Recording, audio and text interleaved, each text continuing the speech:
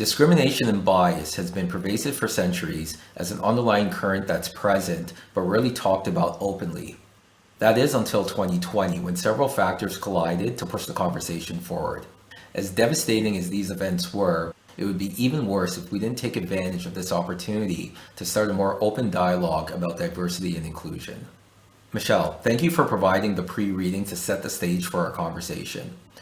While there's evidence that diversity and inclusion is a good thing to do, it's clear that organizations are still struggling to successfully achieve it.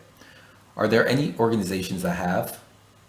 Thank you, Chris. Most progressive organizations understand the synergy between diversity and inclusion and that it results in positive financial outcomes. And studies continue to highlight that an inclusive organization is 2 times as likely to exceed their targets and 8 times more likely to achieve better business outcomes. Some Canadian examples are Royal Bank of Canada, Toronto Dominion, TD, City of Toronto, Thomson Reuters, and KPMG. Within the financial industry, one of the trends I've seen is the growth of socially responsible investing and environmental, social, and governance-focused funds. The fact that these investments are often outperforming others is helpful to demonstrate that doing the right thing and making money aren't mutually exclusive. I see this as a positive step. Absolutely, Chris. Michele, today we're looking forward to hearing your thoughts on how advisors, many of whom work solely on their own, can influence diversity and inclusion. In order to leave meaningful change, there needs to be an exploration into implicit bias that must be situated in a much larger conversation about how these current inequities are kept in place and how, as individuals and firms, how they came to be structurally, how they remain in place, and what is our roles on informing experiences that impact our staff or our clients and perpetuate these inequities despite our good intentions.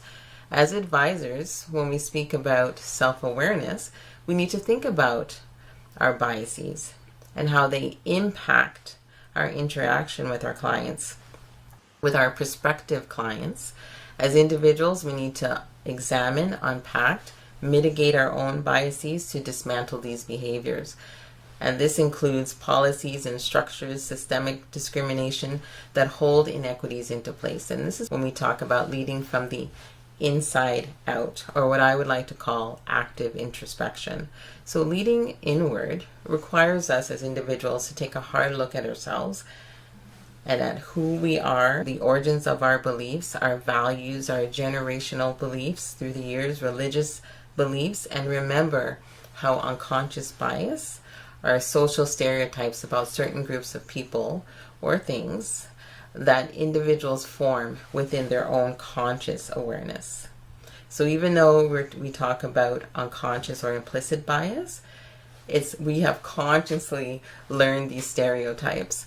So it involves learning how implicit and explicit bias operates and taking the action to interrupt inequitable practices on a personal level, on an interpersonal level, institutional level, or a structural level. And some examples of that would be in a recruitment process, you may be biased over a younger candidate versus an older one, a non-racialized candidate versus a racialized candidate, someone who's a new immigrant versus someone who's Canadian.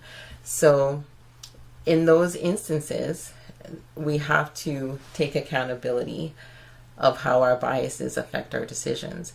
And the way that we can redirect that is we're leading outwards, where you would actually engage in action-oriented behavior to ensure that your clients and your staff are treated fairly, ensuring that your advisors are reflective of your communities. This movement to having a more diverse and inclusive practice, it's probably in action. It's easier said than done. But in terms of us moving forward, this would be a longer term process, right? Like this isn't going to happen overnight. A lot of the information is first you have to acknowledge your implicit bias or unconscious bias, and for a lot of us, how do we go about doing that? How do we go about trying to put ourselves and our practice in a better and stronger place. As children, we've been told to the golden rule to treat everyone the way we were treated, but we have to go beyond that to what's called the platinum rule, treating clients and your coworkers the way they would like to be treated, being mindful of cultural sensitivities to ensure respectful customer service. Advisors are well equipped to handle difficult conversations. They have to discuss the next steps in regards to the financial health of their clients as it relates to disability, death, divorce. So they're used to helping clients sort of go through difficult life experiences. So just being mindful that even though it might feel uncomfortable, this is just another sensitive conversation that you need to have in order to be able to perform equitably in your service. What does a diverse and inclusive practice look like? When we speak about creating a successful, inclusive organization, it really depends on the willingness to confront the history of and the impacts of structural and systemic discrimination and racism. And that takes courage and commitment. A diverse and inclusive practice engages a culture that cultivates respect, that leverages D&I for the growth of the company, for the growth of staff, clients, and building relationships with the surrounding communities. It identifies and mitigates bias in the recruitment practices and processes to create opportunity, to recruit the best talent, create opportunity for optimizing financial wealth and the health of an organization. It acknowledges that their personal and systemic biases exist and how this may impact people's or individuals' decision making. So the substantive knowledge, a good example of this, is having the understanding that not only do you understand what systemic discrimination and racism looks like, but does your staff understand, and how do they apply it to the different aspects of their work? Are they different from me and bring a diversity of thought to the table, or is it a regurgitation of groupthink? Relationships with communities. Another example is you have the signage that is welcoming and reflective of the communities that you're serving. Do you have representatives or advisors that speak more than one language? And a great example of this are banks. Take, for instance, Chinatown in any province in Canada. You'll notice that even the ATMs come in 3 languages, English, French, and Mandarin. The customer service reps are also able to speak in a language that they'll be able to communicate with the clients, and the clients leave with a positive customer experience. And this has a direct correlation, as we were talking about before, between the organization's profitability and delivering excellent customer service. What questions can an advisor ask themselves and their practice to begin making real change? You know, Chris, I think the first step into making change is thinking outside of the dominant culture of the workplace. Would people who do not look like me, would they feel free to be authentic and feel that they belong in my workplace? Behavioral change, again, self-awareness, acknowledging how your bias impacts your behavior, the selection of orphan accounts, investment portfolios, prospecting for new clients, etc. Are you reluctant to take portfolios from someone who's widowed? A younger client, for instance, who you think may not have had the time to amass a certain type of equity? Clients for new immigrants? Individuals who have ethnic sounding names? Do you automatically, when you're having a conversation with a husband and wife, direct the conversation to the husband as opposed to the wife when engaging in financial discussions? And asking yourself, when you sort of do that observation, it's sort of like an out-of-body experience, seeing yourself going through these motions, why do you behave in that fashion? So what assumptions are you making about who accesses your services and how they're impacted by your inaction or action? That can include, how does your firm mitigate unconscious bias when you're building a candidate pool? What assumptions am I making when I see a racialized candidate apply for an advisor position? What assumptions am I making when I meet a client that's different from me? Challenge those reasons why. Is it based on fact or is it based on bias? Are these biases preventing opportunities for your business to thrive? Again, it comes back to courage, courageous inclusion, being an upstander as opposed to a passive bystander. For example, when you speak to another advisor and they make an inappropriate comment, do you speak up? As an advisor reaching out to a customer group that you wouldn't normally go to, lean into the unknown. Lean in with an open mindset. Practice emotional intelligence. For example, you partner with an advisor who you normally wouldn't work with, who may be from another diversity spectrum. And have conversations, real conversations, about some of the challenges that they may encounter with colleagues, when dealing with clients. And when you're listening, the most important thing is to listen with intent and not to be defensive, not to always try to offer solutions and sort of diminishing that person's experience. Most importantly, how are you transmitting that message to your customers? And showing them that you're here to hear their concerns, you share their concerns, your company is taking action rather around their concerns. Connect with caring. It's not just a soft skill, it's a leadership requirement in our new normal. Turn up your emotional EQ and tune in into the ways that you can navigate beyond the status quo. You previously mentioned the banks and what they're doing to incorporate diversity and inclusion. And for us advisors, a lot of people would say, well, we're not the bank. We don't have the bank's money to do a lot of these things. However, it is a competitive landscape. And as advisors, we're all trying to grow our book. In doing so, we're going to have to provide more services to be competitive. When you say diversity and inclusion, to the advisors that would push back, what do you say to them? What do you say to them? Because at the end of the day,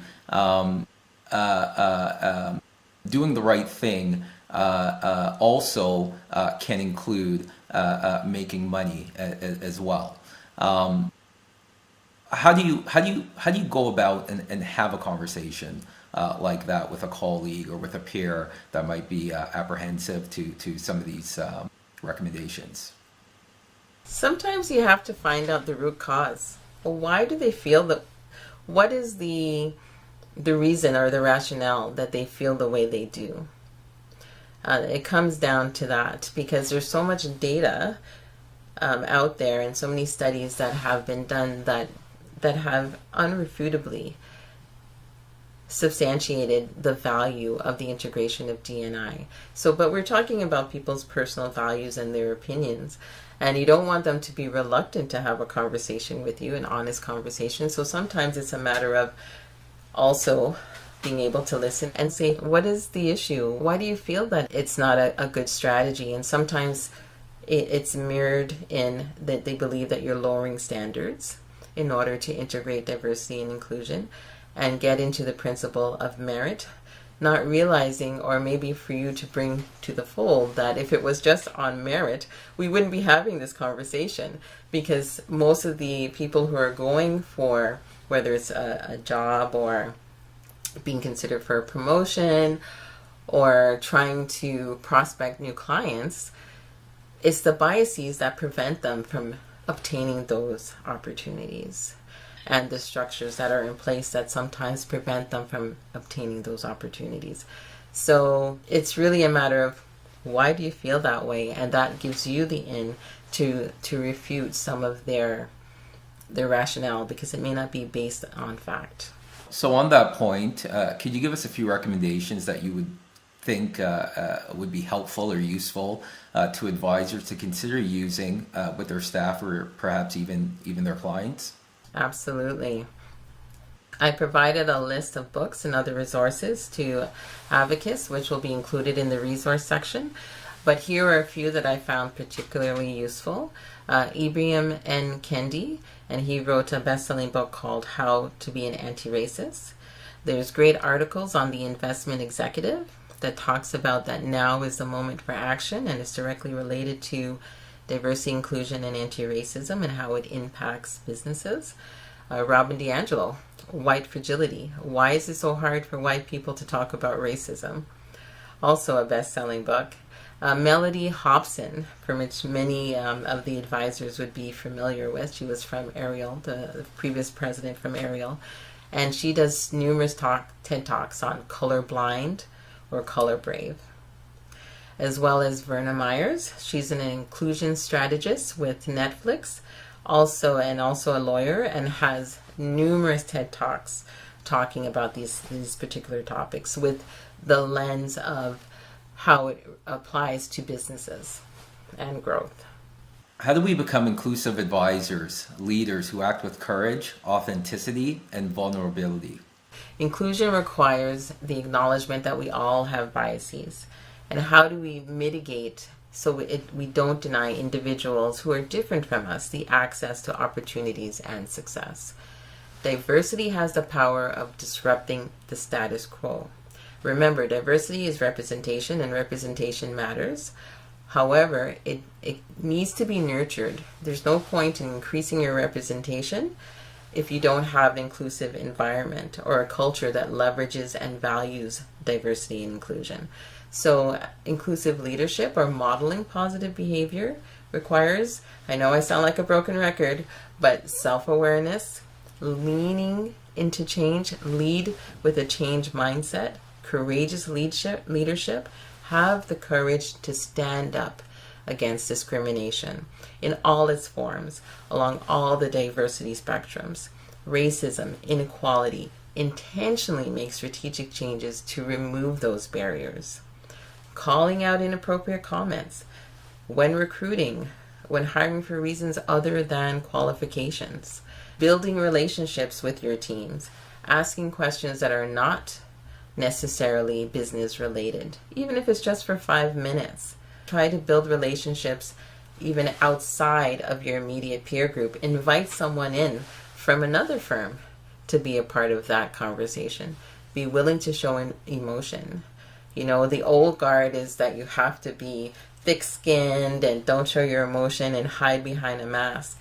When you do this, it's impossible to be authentic, to be without being vulnerable. Authenticity, which is at the core of vulnerability, is also a key value in building trust. When leaders are authentic, open and honest about their values and their beliefs and their mistakes, they tend to increase the relationships between their colleagues, their co-workers, their clients, and increase the trust factor, which as advisors, I would think would be a very key skill that they should have, that the clients trust their advice in order to invest their funds. So it's through authenticity and the willingness to be courageously vulnerable that we can change the dial on discrimination and anti-racism. What red flags should we watch out for? I think we discussed this a little bit, but profiling accounts based on race, gender, ethnicity, residential location, gender identity, sexual orientations, how these causes biases to impact your work decision, insensitivity, inappropriate language around clients and co-workers. Mentioned before, hiring for diversity but not changing the culture, resulting in a lot of the diverse staff that you just hired and it costs money to go through recruitment end up leaving and going to another organization and bringing all that knowledge with them. Increases the risk of litigation, human rights complaints and violation, and also damage to company branding, which in turn can lose potential clients and existing clients. Organizations that remain unchanged for several years, they're just kind of stuck in the status quo, results in minimal diversity of staff and also slower profit returns. So loss of potential due to biases. A recent example that had an impact on a financial institution where where clients were withdrawing investments was after the public outcry of the Amy Cooper incident, her behavior for weaponizing a man's race in Central Park, New York, in May 2020. And there was a recent event here in Canada where in Etobicoke, one of the partners went golfing and verbally abused another advisor by making racial slurs on the golfing range. And again, the whistleblower of the 21st century is the cell phone, and it was caught on camera as well as uploaded on social media. And the same result. The individual made a public statement that they apologized for their actions. They had to resign from the company. The company that they represented had to send out a statement saying that their values didn't reflect the behavior of the partner. So the bottom line, discrimination and racism is bad for business. With respect to employees and colleagues, what we're finding is that there's more young people joining the industry and partnering with older and more experienced advisors. In the pre-reading for this conversation, you mentioned that implicit bias is malleable. This leads me to believe that there's hope for the industry because the younger generation of advisors, they don't seem to suffer as much from these biases as the older generation. Hopefully we can break down some of these walls. I'm going to stay optimistic, but do you agree? Absolutely, yes, I do. Generation Y from 1977 to 1995 and Generation Z from 1996 on are used to navigating multicultural, multiracial, non-binary landscapes. They reject the status quo and the conformity norms. It's refreshing and it challenges society to really examine why do we continue to do things that are counterproductive and counterintuitive to being progressive and innovative. We also have to be mindful of the rise of ageism in our society and the discounting of experience. The baby boomers and the Generation Xers are working longer and have numerous lessons that they've learned through their own experiences that can be applied to prevent the repetition of mistakes, passing on of best practices, and the mentorship of new advisors. Some people may want to get started but worry they'll make a mistake. What advice can you give to reassure them? The gift of correction. Being open to being corrected, being open to receive the gift of correction, being courageous to deal with the issues with empathy and humility, minimize and release the fear, take a pause and challenge your assumptions and biases. Many reports and testimonials from racialized advisors and principals have reported that they've been mistaken at several events as the waitstaff, administrative support, junior advisors, etc., at a higher incidence of stereotyping than their white male and female counterparts. And this is not new. This has been going on for decades. So how do we change the dialogue? So it's almost a given that we'll run into resistance from time to time. How should we deal with that? This is a question that I get all the time from leaders and from just individuals who want to be actively dismantling discrimination and racism within their professional and personal circles. Again, it takes courage. Courage isn't the absence of fear. There are always consequences to taking action towards injustice. It's going to cost you something. But as Brené Brown says, you can choose courage or you can choose comfort, but you cannot choose both. So being fearful of being criticized by others, social exclusion, political correctness, etc., by being paralyzed by fear, you're almost complicit in allowing the status quo to continue, allowing the discrimination and discriminatory practices to continue. There will be very minimal change if individuals sort of succumb to their fear. And we get into, again, the dialogue. What is the root cause to the resistance? And start unpacking and dismantling those myths. Do you think, so, on the topic of the resistance, do you think the resistance is there because of the status quo and to a larger extent groupthink? And if so, would it be recommended to try to tackle this on a one-on-one basis? So, as advisors today, we're moving more and more into a digital world. I, for one, am doing a lot of communication with my staff via Zoom. And do you recommend to do it as a group or on an individual basis or a bit of both? What do you think would be the best strategy to try to, touch on the subject? It depends on many things.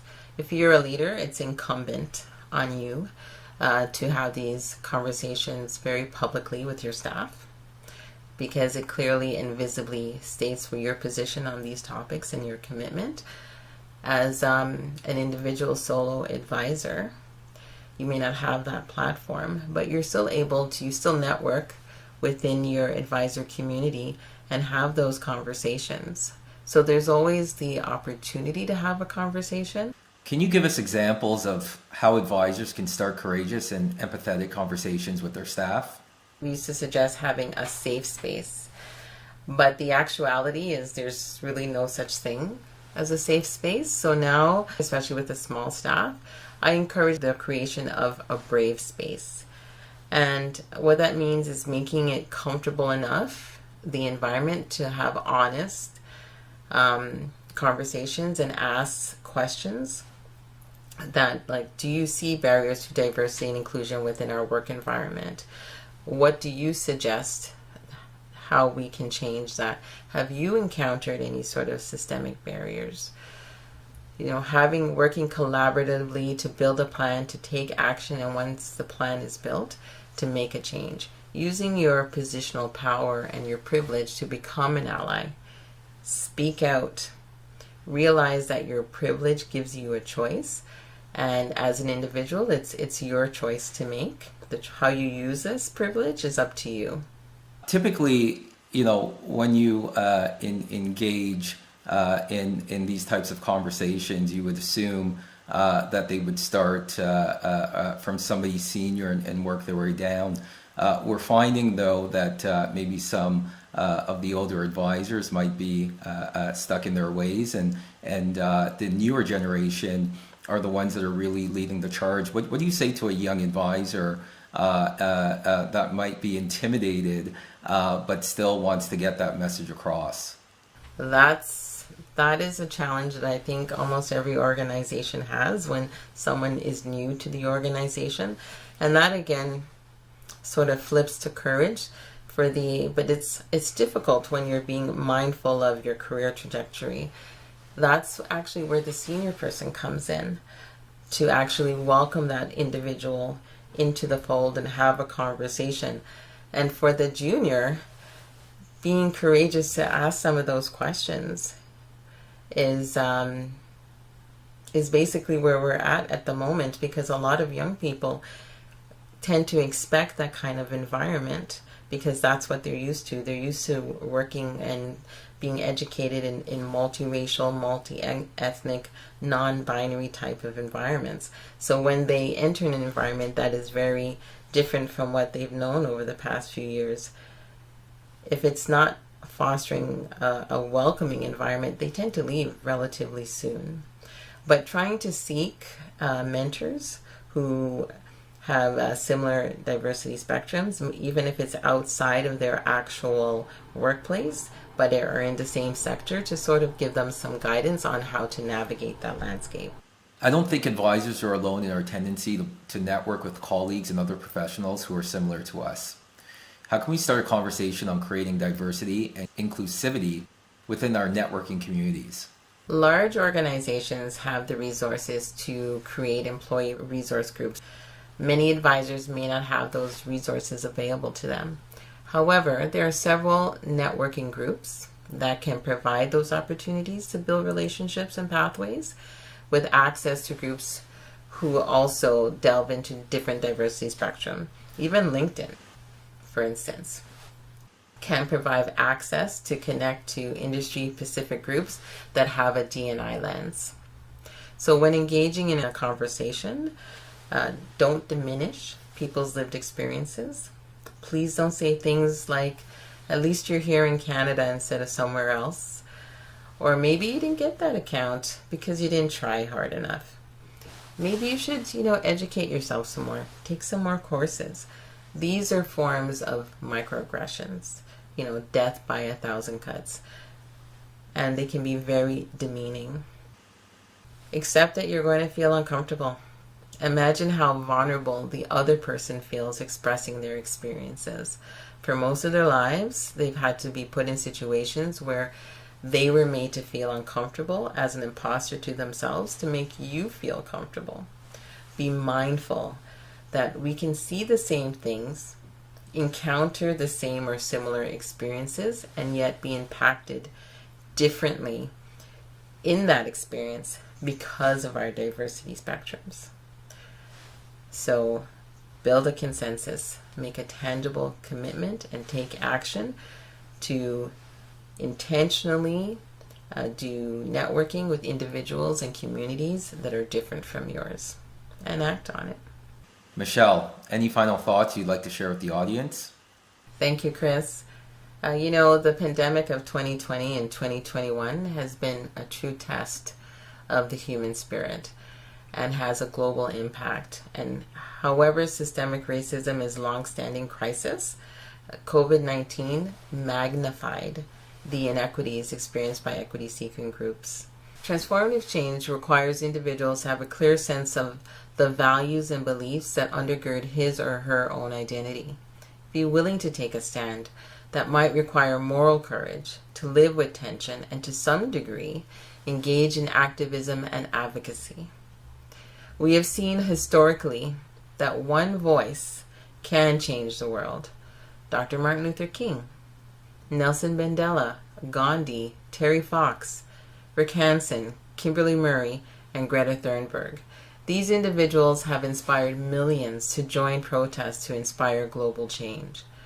I think the biggest takeaway, Chris, is not to see diversity, inclusion, and anti-racism interventions as a challenge, to see it as an opportunity, a shift to a progressive mindset as a driver towards success, resilience, innovation, and societal change. Thank you, Chris. Thank you, Michele.